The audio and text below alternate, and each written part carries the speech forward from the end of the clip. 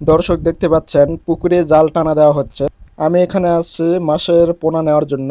তো আমি আমার ছোট্ট একটি পুকুর আছে, সেখানে আমি এই মাছগুলো ছাড়বো। আর এগুলি হচ্ছে ব্রিকেট জাতীয় মাছ। এই মাছগুলো সাধারণত দ্রুত বৃদ্ধি পায়।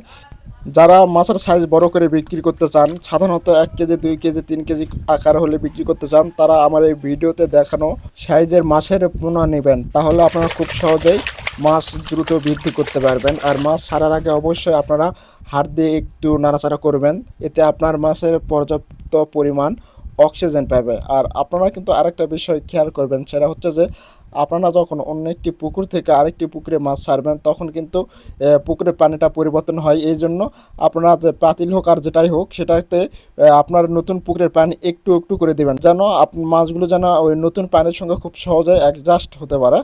পুকুরে মাছ ছাড়ার আগে অবশ্যই পুকুরকে প্রস্তুত করে নেবেন। তো পুকুরে মাছ ছাড়ার আগে পুকুরকে সেচ দেবেন। সেচ দেওয়ার পর পুকুরে চুন প্রয়োগ করবেন।